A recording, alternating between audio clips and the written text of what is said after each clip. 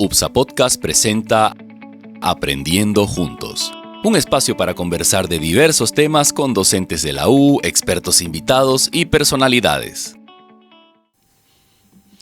Estamos en la sala de podcast de la UPSA en Santa Cruz de la Sierra, aquí en inmediaciones del Parque Industrial. Preocupado con los grandes temas de nuestra ciudad, de nuestro país, del mundo, para conversar con invitados especiales. Yo soy Óscar Serrate, soy el decano de la Facultad de Ingeniería de la UPSA. Claudia Tinoco, magíster, es quien dirige nuestra carrera de Ingeniería Industrial y de Sistemas. Y bueno, Carlos Hugo Molina, que creo que no necesita presentación, lo conocen todos en nuestro medio, su sabiduría, su conocimiento sobre la realidad boliviana e internacional también. Gracias por estar con nosotros, darnos tu tiempo y tus conocimientos. Y queríamos usar esta oportunidad para conversar sobre un tema muy clave que nosotros apreciamos que es el principal tema del momento universal, que es la gran contradicción que viene ocurriendo en todas las sociedades, digo con mucha certeza, que es el dilema entre la evolución tecnológica y la evolución de las relaciones sociales o las organizaciones que están cambiando, que están siendo cambiadas o que están promoviendo los cambios. Ese debate tecnología y pobreza es el que nos reúne hoy y queríamos comenzar un poco con Carlos Hugo, porque además de ser un gran amigo, creo que es especialista en economía, en sociología, en historia, en política, en administración. Es un lujo realmente, principalmente considerarlo un amigo de nuestra casa, del sector académico. Y este podcast también se trata de eso, ¿no? Aprendamos juntos de la gente que ha vivido, que está viviendo esa realidad. Y yo quería hacerte la primera pregunta precisamente respecto a tu conocimiento de la realidad boliviana. Vos que viajas juntos, estás en los pueblos pequeños, en los pueblos grandes, conversando con la gente sencilla, la gente de poder, la gente económica. ¿Cómo estamos en Bolivia en términos de ese dilema de la pobreza que se ve en tantas partes y la tecnología que parece que nos lleva a un mundo nuevo? Gracias, Oscar. Un gusto, Claudia. Un gusto, Carlos. La verdad es que, como lo has dicho y coincido, no somos distintos de lo que está ocurriendo en el mundo. Primera confirmación. El segundo dato que encuentro es que la inteligencia hay que entenderla como el instrumento para darse respuestas concretas a necesidades puntuales. Visto en esos términos, la gente siempre es más inteligente de lo que uno supone porque en la vida cotidiana está resolviendo problemas todo el tiempo, de magnitudes diferentes, pero resolviéndolo. Y eso lleva al análisis de la combinación entre la ciencia y la tecnología, el conocimiento y los instrumentos, porque la misma máquina con un cerebro electrónico inteligente que hace la cosecha de la soya, se la ajusta y también puede hacer la cosecha de la chía. El volumen de una semilla y de la otra es diametralmente distinta, pero es la misma máquina la que lo puede hacer. Sin embargo, recoger café no es con máquina, es manual. Y las exigencias para poder hacerlo son de otra naturaleza, porque no interviene la máquina, intervienen otros conocimientos. Bueno, este escenario nos obliga entonces primero a reconocer inteligencia real y efectiva y práctica en todos los lugares y ponerla en valor, porque aquí es donde puede venir la posibilidad de la ciencia a acompañar la creación, la invención, el ajuste de nuevos instrumentos para facilitar esa posibilidad. Entonces, un dato más y con esto cierro. El año 2004 se inauguró el sistema eléctrico de Urubichá. Me tocó como prefecto ir a suspender la palanca. Los datos del índice de desarrollo humano de Urubichá eran los mismos que los del norte de Potosí, pobreza extrema. Pero ocurría en Urubichá, en la provincia de Huarayo, un hecho que no ocurre en el norte de Potosí, y es que los huarayos son un grupo social, cultural, étnico, que tiene la capacidad de contarse chistes, son muy jocosos, con narraciones que en la lengua guaraya, cuando son traducidos al castellano, son unos chistes un poco raros, pero a ellos les gusta y se ríen. Bueno, resulta que en el índice de desarrollo humano estaban en pobreza extrema, pero es un pueblo en el que uno escuchaba y lo sigue haciendo, risas, alegría. Lleva entonces otra vez a la pregunta, ¿cuál es el punto de equilibrio entre la ciencia, entre la tecnología, entre el manejo del conocimiento, de la información, para poner en valor lo que está ocurriendo realmente para ayudar a dar respuestas concretas? Mencionas esos dos casos puntuales. La semana pasada encontré unas estadísticas oficiales del INE donde muestran los lugares en Bolivia donde hay más pobreza extrema. Me sorprendió ver que Santa Cruz en los últimos 3 años, el índice de pobreza extrema que mide aquellos que tienen por debajo, creo que de $2 al día, ¿no? Que no les alcanza ni siquiera para la alimentación básica, que los índices en Santa Cruz en esos 3 años variaron entre el 8 y el 4%.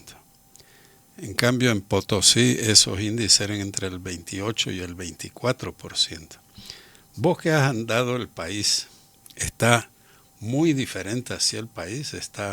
¿Hay realmente focos de pobreza extrema que se pueden constatar? A ver, nos ha tocado en la investigación que realizamos sobre el tema de población en el territorio, llevado a la comprensión a través de ciudades intermedias, a realizar un proceso comparativo de los censos desde el año 50, que es el que nos sirve de referencia más sólido. Luego hay uno del 76, el siguiente es el 92, el siguiente 2001 y el último del 2012. Hay un patrón de comportamiento que tiene que ver con de qué manera la gente está viviendo en los territorios, permanece o migra. Oruro, Chuquisaca y Potosí son 3 departamentos que en áreas rurales están con un proceso migratorio muy fuerte, muy duro, por una serie de circunstancias medibles, la ausencia de servicios básicos, la ausencia y han quedado en evidencia con la pandemia, de procesos educativos y de salud que pudieran ayudar a la gente a efectivamente quedarse, han sido provocadores de migración. El problema del cambio climático, el patrón del agua en la zona de los valles y del altiplano se está modificando radicalmente, lo que está haciendo que se tengan que modificar también las formas de producción, y la gente todavía no lo está entendiendo, y los jóvenes, frente a las dificultades que hay en el territorio y a la necesidad de formación, salen y no retornan. Este dato para esos 3 departamentos plantea un reto muy complicado, porque se une a la tendencia mundial de vivir en ciudades. No tenemos ni por qué asustarnos ni por qué atemorizarnos con un hecho que es universal. Es un tema de vivir en ciudades de economía de escala, de concentración, de posibilidades de mejores resultados. Entonces, cuando uno analiza esta tendencia mundial de trasladarse a vivir en ciudades, con las dificultades que hay de satisfacer en el territorio las necesidades reales, porque el Estado no puede cubrirlas, nos encontramos con una evidencia empírica. Hay un proceso de abandono del territorio, de las áreas rurales, que vamos a tener que estudiarlo y analizarlo, porque nuestras proyecciones, Oscar y Claudia, señalan que en 10 años más el 90% de la población vamos a vivir en ciudades. Nos asusta el dato. El Uruguay en este momento el 95% vive en ciudades, y son 3,5 millones y producen comida para 10 millones de personas, lo que quiere decir que no es el lugar donde se vive, sino el modo de producción. Pero ese elemento nos tiene que llevar a entender a partir de Bolivia que si fuese cierto, no está escrito en piedra ni es palabra de Dios, que vamos a vivir 90% en ciudades, en área urbana, vamos a tener 1 millón de kilómetros cuadrados técnicamente sin población. Y aquí viene la pregunta, ¿y qué vamos a hacer con ese millón? ¿Y de dónde vamos a proveernos de la alimentación básica? Porque hay cosas que no se pueden hacer en las ciudades, básicamente mantenimiento y conservación del agua, los temas de energía colectiva y los temas de alimentación no son temas de las ciudades, son usuarios en las ciudades.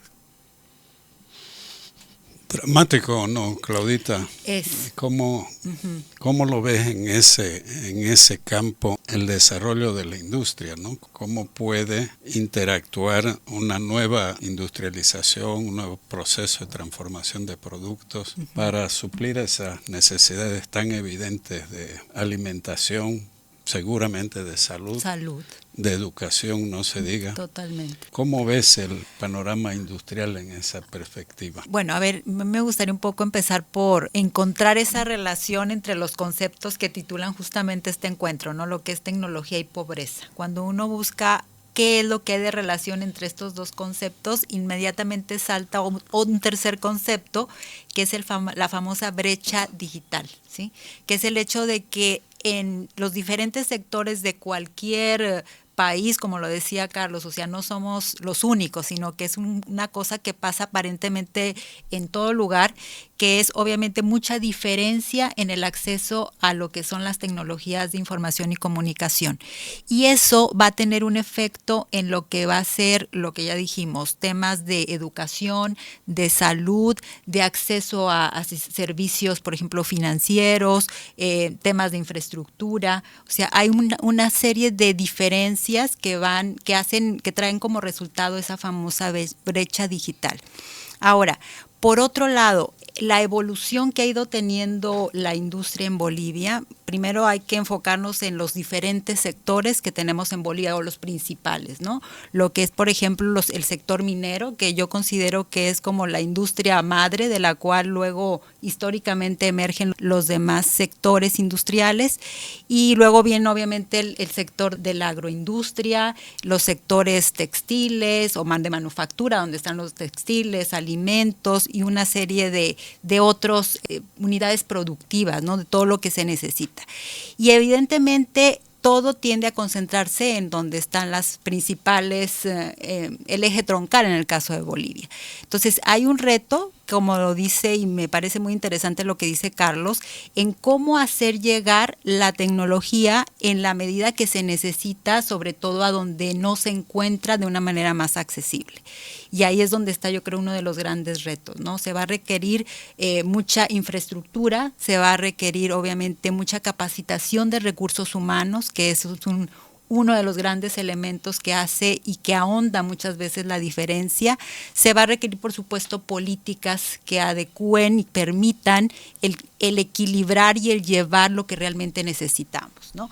Entonces, ese es un tema que hay que analizarlo muy bien, porque yo creo que justamente pasa por conocernos mejor y saber qué se necesita en cada lugar respecto a esto.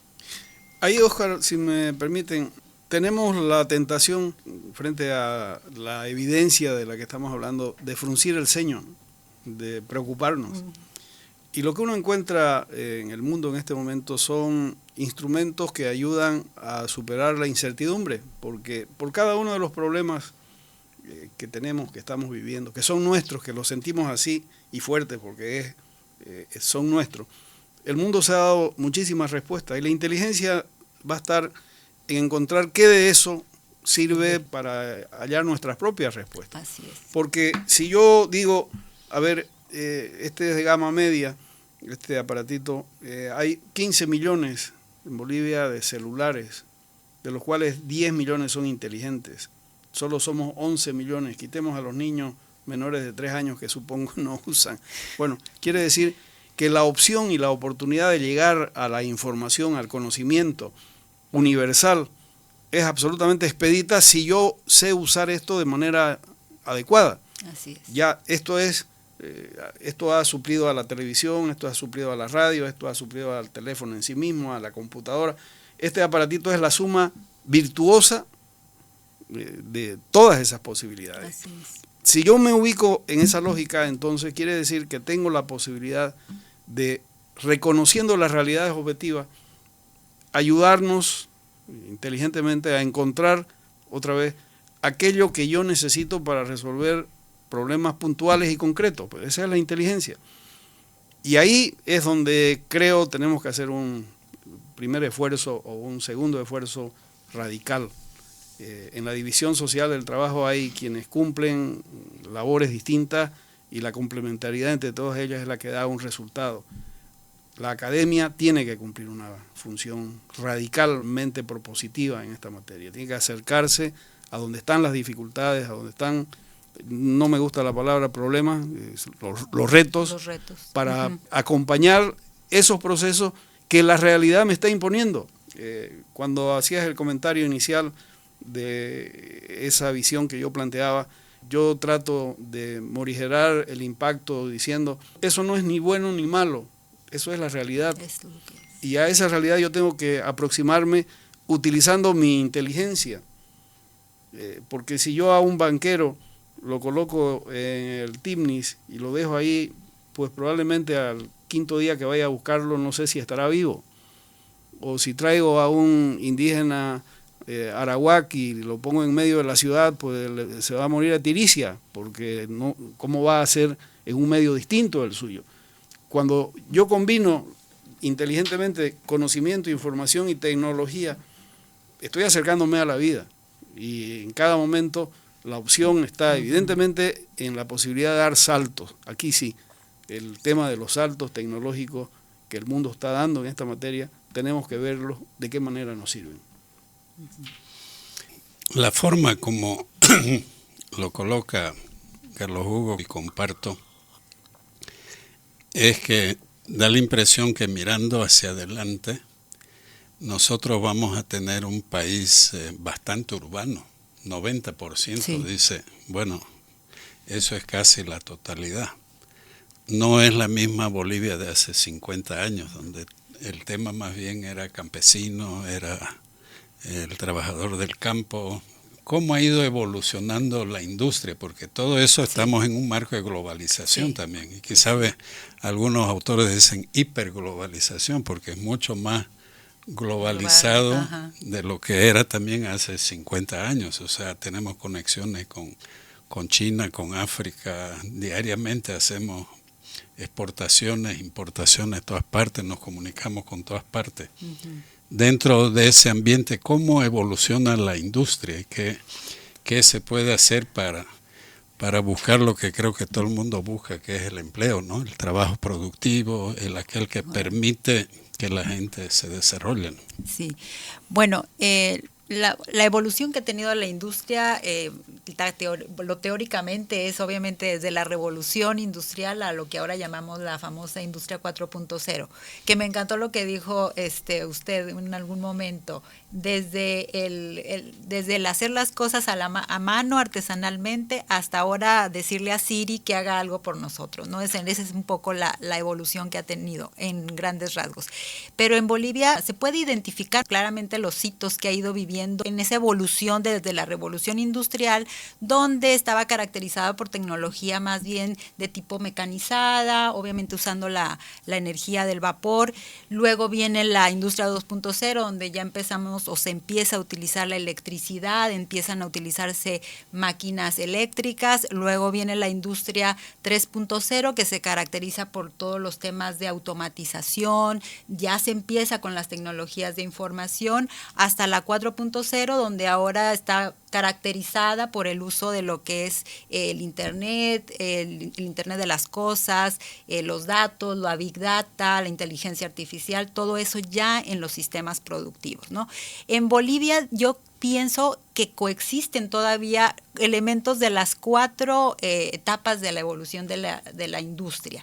Ya sigue habiendo industria que todavía utiliza gran parte a lo mejor de su equipamiento de tipo mecánico, eléctrico, pero por supuesto hay mucha industria que sí, que ya está totalmente automatizada, y ya también tenemos ejemplos de industria que utiliza todo lo que son las tecnologías habilitadoras de la industria 4.0. Entonces, prácticamente es una coexistencia en Bolivia, y como debe haber en otros países, de los 4 tipos de industria. Ahora, el reto obviamente está en seguir avanzando, porque esas evoluciones lo que han ido buscando ha sido justamente el generar bienes y servicios que cumplan con mejores condiciones de calidad, producir en mejores condiciones de seguridad y en general ser más sostenibles desde los criterios que se establecen, sobre todo en esta época. ¿Y para qué? ¿No? Pues para obviamente ser más competitivo, para generar más riqueza que permita, y ahí viene el para qué, el seguir cuestionándonos el para qué. Pues debería ser más para mejorar las condiciones de vida de todas las personas, ¿no? Mejorar la calidad de vida de todas las personas. Entonces, ese es un poco la evolución que se ha vivido en Bolivia, que se puede ir revisando. Yo estuve leyendo un poco información sobre esa evolución, y se va viendo claramente cómo inclusive los procesos migratorios que hubo, por ejemplo, en el siglo pasado, fueron trayendo mucha información, muchas ideas, y creo que eso mismo va a ir pasando ahora, ¿no? Esa migración de la que hablábamos va a traer también muchas ideas a los centros de producción, y hay que aprovecharlo, pero en función de incorporar esa nueva tecnología. Ahí las universidades pues tenemos un papel muy, muy importante, ¿no? O sea, el ser esas unidades, o sea, como universidades, en que veamos esas tecnologías o de qué manera incorporarlos dentro de la formación. Vienen otros retos, por ejemplo, en temas de investigación, para justamente desarrollar proyectos que puedan potenciar de mejor manera lograr esa inserción de nuevas tecnologías. Y ahí también algo que creo que sería muy interesante, el tener muy claro el papel de la universidad para justamente incorporar la tecnología en lo que sería para beneficio social, ¿no? O sea, lo que hablábamos un poco de mejoras en salud, mejoras en la producción de alimentos para satisfacer necesidades de alimentación, mejoras en lo que es, por ejemplo, el manejo de, por ejemplo, ahora lo que hemos estado viviendo recientemente, el tema de incendios, la gestión de bosques, el tema del agua. O sea, hay una gran cantidad de retos que deben ser, digamos, abordados, y ahí la universidad tiene un gran rol, un gran papel que desempeñar para ser como la unidad que congregue o por lo menos establezca esos espacios, esos vínculos para ver en esas direcciones, ¿no? Eso es un poco lo que yo podría compartir. Gracias, Claudia. Vamos a volver a ese tema universitario enseguida, pero no quiero pasar una hebra muy importante de tu visión global a nivel boliviano e internacional. Cuando hubo la Revolución Soviética, el conflicto, según los autores de la época, era entre la evolución de las fuerzas productivas, o sea, el desarrollo de la tecnología, y las relaciones sociales de producción, o sea, cuáles eran las instituciones, los mecanismos, la cultura que se daba alrededor y que conflictuaban. En aquella época Marx escribió que esa contradicción llevaba a una revolución. Y eso lo repitió Google 100 años después, mostrando que, hay inteligencia artificial, pero al mismo tiempo, inclusive la Comisión Europea, las Naciones Unidas, inclusive las entidades internacionales, no acompañan la evolución rápida y a velocidades cada vez más crecientes del desarrollo tecnológico, ¿no? ¿Cómo ves eso dentro del cuadro que pinta Claudia? ¿Cómo nosotros, viendo que eso está ocurriendo en todos los países del mundo, cómo nosotros lo confrontamos con nuestra realidad y nuestros medios escasos, ¿no? Yo proponía, cuando incorporaba el dato de Urubichá, incorporar el elemento humano, fundamentalmente social, porque en el marco de los índices de desarrollo humano, Urubichá debiera ser un pueblo triste, y sin embargo, medido en términos del índice de felicidad, es totalmente distinto. Y no es por la ignorancia o porque le falte servicio, es por la conciencia que tienen del medio donde están viviendo y el uso que están haciendo de eso. Si yo eso lo traslado a los espacios de los que estamos hablando, evidentemente la vida en ciudad es la que marca la línea de desarrollo del mundo en este momento. Está yendo en ese sentido. América Latina, el 86% ya estamos viviendo en ciudades. Y eso significa dar respuesta en términos de agua, de sostenibilidad, de energía y de comida, sabiendo de que ya lo estamos haciendo en esos términos. Y cuando hacemos proyección y decimos en 10 años el área metropolitana de Santa Cruz va a tener 5,5 millones y nos asustamos, yo recuerdo, ¿y cuántos tiene la Ciudad de México? 24 millones. ¿Y cuánto tiene la ciudad de San Pablo? Más que toda la población boliviana en un solo sitio. Ese elemento de realidad objetiva me lleva a decir, ¿y cuáles son los retos que yo tengo que resolver y con qué instrumentos? Porque a partir de ahí es donde voy a poder darme las respuestas. Y esas respuestas tienen que ver con temas probablemente más sencillos de los que estamos viendo, porque es pensar en la gente, es entrar a resolver temas más puntuales, más concretos, que cada cual se los está buscando.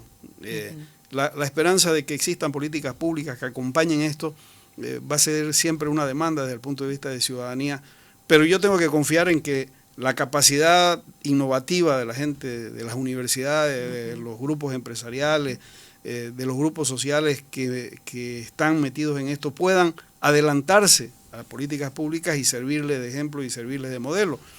Antanas Mockus, alcalde de Bogotá, decía que vivir en ciudad es un reto, es una responsabilidad, porque claro, si yo no manejo las claves de lo que significa vivir en ciudad, para alguien que viene del campo, le estoy planteando un reto que va a ser muy complicado. Entonces, ¿cómo hago para establecer equilibrios en términos de expectativas lógicas, naturales?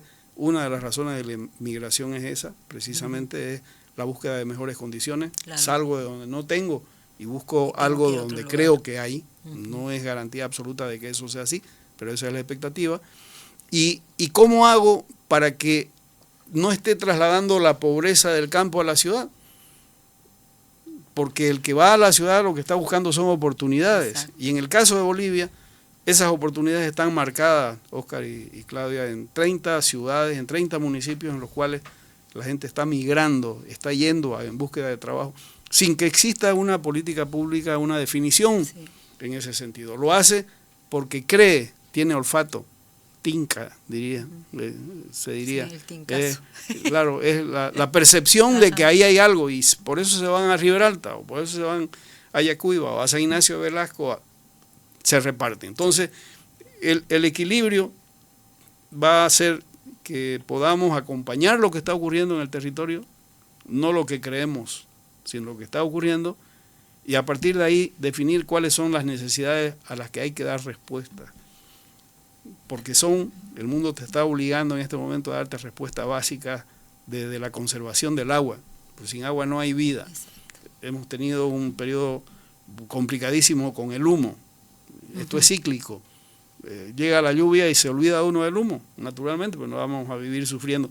Pero ya sabemos que en 10 meses más va a volver de nuevo si yo no hago algo. ¿Qué es lo que yo tengo que hacer para que eso no ocurra?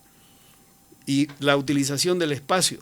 Yo sé, los datos me los están dando, que el proceso migratorio de abandono de las áreas rurales, que no es un problema de Bolivia, es del mundo, y no es un problema, es un reto, va a seguir produciéndose. ¿Cómo hago para que no me falte comida?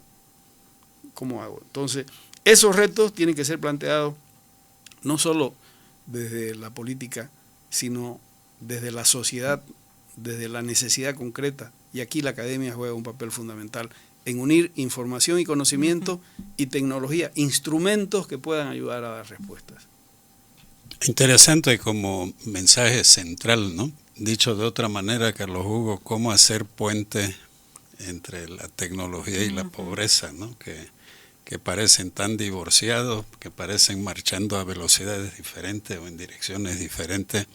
Estamos hablando mucho sobre tecnología, pero fíjense, no ha aparecido todavía la palabra inteligencia artificial, porque la inteligencia artificial, igual que todo, es un instrumento, ¿no es cierto? Un instrumento para qué y cómo y para quién, ¿no? Y con quién se lo hace también, porque uno de los grandes hechos históricos de nuestro amigo Carlos Hugo Molina fue la participación popular, que por lo visto no lo has perdido todavía aquí, ese entusiasmo en la cabeza, que es el aspecto cultural, el aspecto ciudadano. ¿Cómo lograr ese puente entre esa situación real, cultural, histórica y tecnologías que parecen venidas de afuera, pero que las incorporamos tan rápido, ¿no? Todo el tiempo, sí. Claudita, volviendo al tema del rol académico que has tocado, que no es un tema de la UPSA, es un tema de todas las universidades públicas y privadas, ¿no? ¿Cuáles son los principales pasos que se podría hacer para que de verdad se construya ese puente que menciona Carlos Hugo, conocimiento y pobreza histórica, ¿no? Que ya la gente no le huye a la palabra pobreza, ¿no? Antes se hablaba de la pobreza, parecía un tema ideológico, ¿no? Ahora ya es tan visible como la inteligencia artificial. Exacto. ¿Cómo hacer en la práctica esas aproximaciones? Bien, ahorita que hablaba Carlos Hugo sobre el tema de Urubichá, me cuestionaba mucho este tema de que indica inclusive el tema de su índice de felicidad a pesar de las condiciones conceptuales de pobreza que puede tener. Ahí justamente es donde me surge esa idea, o me hace más sentido la idea de cerrar la famosa brecha, ¿no? Porque yo pensaría en tener un lugar como Urubichá, que su gente no se tenga que ir, que se pueda quedar en su lugar de origen, pero que siga mejorando sus condiciones de vida en cuanto a salud, en cuanto a economía, en cuanto a acceso a servicios, en cuanto a infraestructura. Entonces, ahí un poco, retomando la pregunta, doctor, el reto de la universidad es justamente, obviamente, la formación en los temas de tecnología que ahorita son los que claramente son los que tienen que ser prioritarios, sobre todo en la formación, en nuestro caso en la Facultad de Ingeniería, obviamente de ingenieros, pero muchas otras van transversales a todas las disciplinas que tienen que ver pues con todas estas tecnologías que usamos día a día, pero viéndolas con una potencialidad de uso para solucionar problemas, ¿no? Entonces, desde la formación, obviamente el diseño de los programas y de las currículas, pues hay que incorporar toda esta formación que va a requerirse para llevar esta tecnología. Pero por otro lado está el tema de llevar en la formación justamente de nuestros estudiantes, llevarlos a esa conciencia de cuál es su entorno, de cuáles son esos desarrollos que pueden hacer de beneficio para la sociedad. Entonces, ahí puede ser apuntalado a través de, obviamente, proyectos de investigación, pero también potenciar emprendimientos que vayan un poco en esa línea, ¿no? Todos estos temas de tecnología al servicio de mejorar condiciones de vida en diferentes, obviamente a nivel urbano, pero también a nivel rural, y dar esas herramientas, ¿no? Y generar esos espacios para poder hacer esa construcción de los puentes que usted también menciona.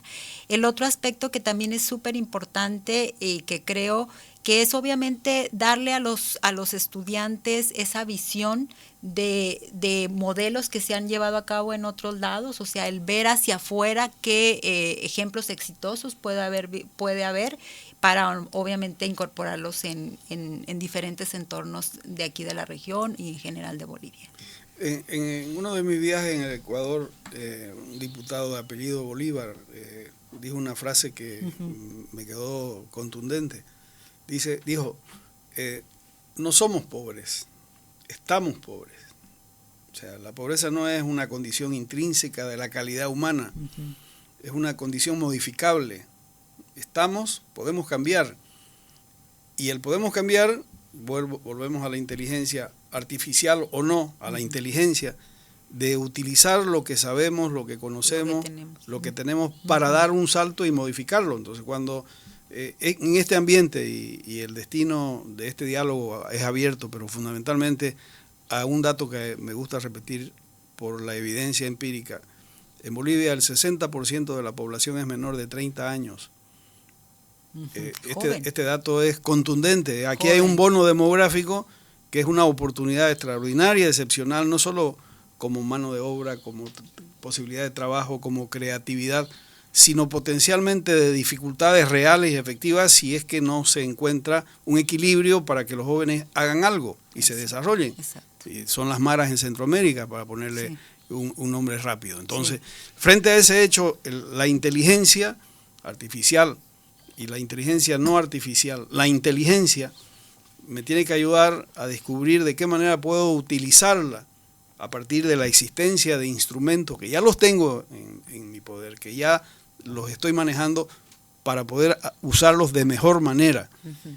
Porque aquí está la cultura. Yo no me puedo olvidar, y cuando hablo de Urubichá estoy hablando de un concepto que tiene contenidos sociológicos y culturales tan propios como el de los chiriguanos, o los chiquitanos, o los aymaras, o los quechas, en cualquier lugar. Así es. ¿Cómo hago para respetar y reconocer el duende de la hayu de cada lugar, incorporando aquello que necesito tener respuesta al final del día para unir los dos excedentes que son imprescindibles? El excedente económico, que me va a mejorar mi calidad de vida para el día de mañana, y el excedente simbólico, que me hace positivamente diferente en términos culturales con los habitantes del mundo de cualquier lugar de la tierra estén. Permíteme, Carlos Hugo, una última pregunta, ya más enfocada en nuestra realidad cercana del departamento de Santa Cruz, o si querés de la región amazónica, la región verde de Bolivia. Como hemos estado en la activa ambos, siempre hemos pensado en estructuras, digamos, ¿no? O sea, hay que hacer una mejor alcaldía, hay que hacer una mejor gobernación, hay que hacer una mejor asamblea. Me acuerdo tus épocas heroicas de crear el defensor del pueblo, pensábamos en cómo tener estructuras que permitan que se empujen estas políticas y que se desarrollen en varios campos. Bueno, la tendencia moderna en todas partes es precisamente buscar esos puentes entre la academia, la sociedad civil, ¿no? la empresa y, bueno, el Estado, ¿no? A nivel elemental. Pero siempre un pensamiento estructural. Tu participación popular pensó en actores, pensó en el municipio, pensó en quienes actuaban en el municipio. ¿Cuáles son los actores con que podemos contar ahora para esta nueva revolución que obviamente la estamos viviendo, ¿no? ¿Quiénes son los que pueden contribuir a esta visión esperanzadora en un momento donde encontramos mucha gente que solo ve lo malo y no ve la perspectiva? Sí, yo 30 años después del tema histórico que está señalando de la participación popular, sigo compartiendo una visión que recupera al ciudadano a donde está, porque ha habido la tentación de suponer que el que vive en una alcaldía tiene que hacerse cargo en un municipio de los temas locales, chicos, pero el ciudadano que elige alcalde es el mismo que elige gobernador y el mismo que elige presidente, es el mismo. Entonces, desde el punto de vista de mi formación ciudadana, yo tengo que tener conciencia que más allá de dónde estoy viviendo, debo tener el concepto global de mis posibilidades y mis potencialidades. Y aquí viene un tema en el que tenemos que deshacernos de algunos ruidos equivocados y de falsos debates. Este debate, esta propuesta que estamos conversando hoy, se la está haciendo desde Santa Cruz. Yo no tengo ningún problema a Bolivia decirle, estamos discutiendo estos temas, porque en la división social del trabajo aquí hay una acumulación de conocimiento, de información, que permite hacer esto pensando no solo en nosotros, sino en los demás, porque no estamos pensando, cuando planteo una carrera como la que ustedes tienen, o las que están proponiendo en materia de robótica, encerrarnos para organizar en un cuarto cerrado una respuesta para mí.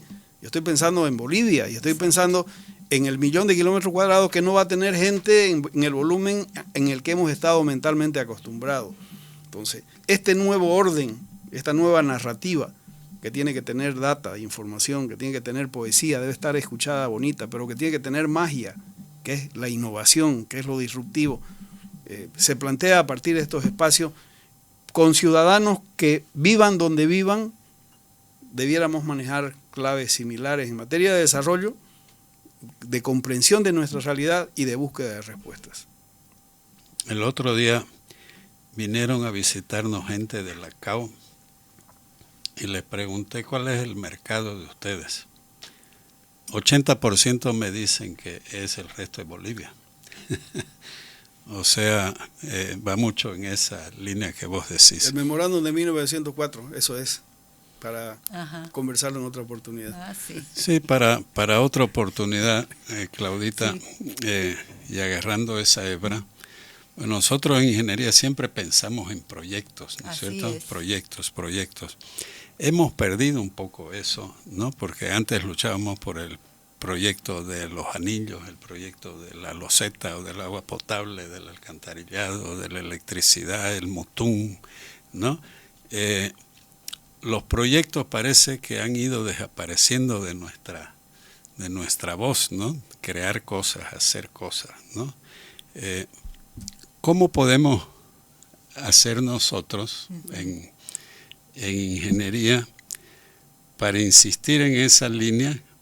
Que no basta hacer el proyecto, pero también hay que fijarse en el sujeto, que finalmente en quien recibe, ¿no? Exactamente.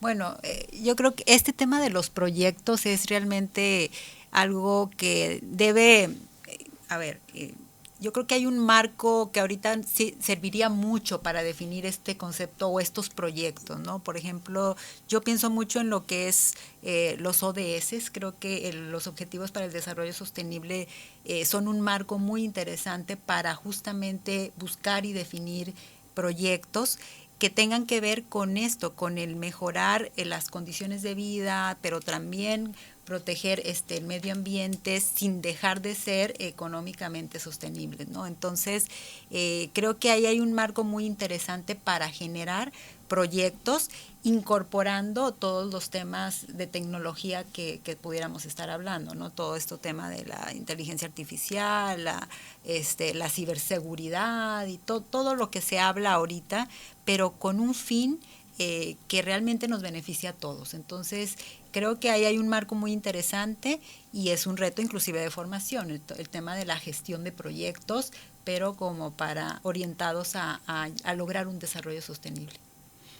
Sé que estamos estirando la pita en términos de tiempo, pero seguimos. Yo estoy pensando en este momento en lo que estamos hablando en Azanaque, en Oruro, el lugar en el que se produce la quinoa real de mayor valor alimenticio del mundo. Exacto. Si lo que estamos hablando no sirve para resolver la productividad y el desarrollo de Azanaque en Oruro, no está sirviendo lo que estamos conversando. Y estoy pensando en Camargo, en Los Inti, en Chuquisaca, con la producción del Singani, el lugar en el que se inventó el Singani para el mundo. O producir quinoa en Santa Cruz. Bueno, la inteligencia lleva otra vez a establecer equilibrios que permitan complementariamente aprovechar lo que la potencialidad y la necesidad puede desarrollarse, pensando en el que si yo no apoyo con mis ideas y mis capacidades para desde el punto de vista nacional y de la gente encontrar una respuesta en Azanaque, en Oruro, vamos a tener acá los orureños no produciendo quinoa porque en este momento esa no es su posibilidad. No es su posibilidad. O el café en toda Bolivia. O el café, bueno. Solo en Oruro no se cultiva café, en los otros 8 departamentos hay producción de café. Sí. Bien. Bueno, Bolivia hace café. La verdad que este tema va a llevar por lo menos a una media docena de podcasts porque estamos abriendo una brecha de conocimiento, de curiosidades que me imagino que nos va a permitir a todos seguir aprendiendo juntos, ¿no? Gracias a la UPSA, a la gente de comunicaciones. Quisiera darle una última palabrita, Claudia, ¿no? Como un mensaje de cierre, Carlos Hugo. Bueno, pues no nada más. La importancia de generar estos espacios de reflexión realmente a mí me parece muy valioso. El poder intercambiar ideas, percepciones desde diferentes disciplinas, creo que es algo realmente valiosísimo. Yo nunca pensé estar dialogando aquí con Carlos Hugo Molina y el doctor Serrate. Entonces realmente abre mucha la óptica, ¿no? Y creo que estas oportunidades es lo que le dan mucho valor a estos espacios. Así que aprendiendo juntos de la UPSA es realmente eso, estar aprendiendo todos desde cualquier posición en la que estemos. Y bueno, muchas gracias, doctor, y muchas gracias, Carlos Hugo. Ha sido un placer realmente conversar contigo. Gracias. Mi abuelo Plácido Molina Mostajo murió de 94 años y yo iba a visitarlo hasta el mismo año de su muerte, y era una persona que a esa edad y con la sabiduría que él tenía preguntaba. Así es. Bueno, me quedó eso, me quedó el aprendizaje, la enseñanza de la capacidad de preguntar, porque no hay respuestas equivocadas, hay preguntas mal formuladas. Así es. Encontremos nuestras preguntas, porque a partir de ahí vamos a tener las respuestas adecuadas. Mejores respuestas. Bien. Muchas gracias a todos. Sigamos aprendiendo juntos. Gracias, UPSA. Gracias, podcast.